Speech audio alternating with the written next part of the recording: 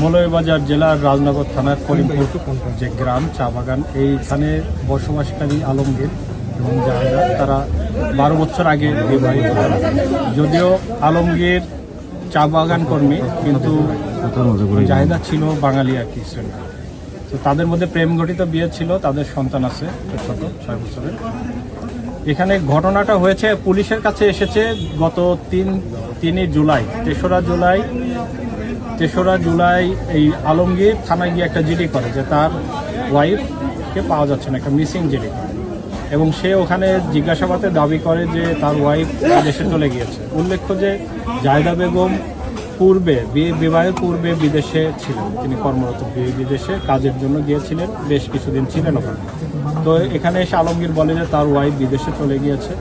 তো পুলিশ পরবর্তীতে খোঁজ নিয়ে জানতে পারে যে তার ওয়াইফের আসলে বর্তমানে তার নামে কোনো পাসপোর্টই নেই।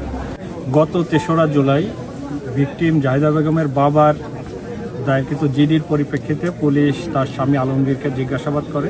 প্রথমে সে বলে যে তার ওয়াইফ বিদেশে চলে গেছে, কিন্তু পুলিশের সন্দেহ হলে তাকে ব্যাপক জিজ্ঞাসাবাদ করা হয় এবং পরবর্তীতে সে স্বীকার করে যে তার ওয়াইফকে মেরে ফেলেছে এবং সে কোথায় লাশ তার বাড়ির উঠানেই লাশ দাফন করেছে।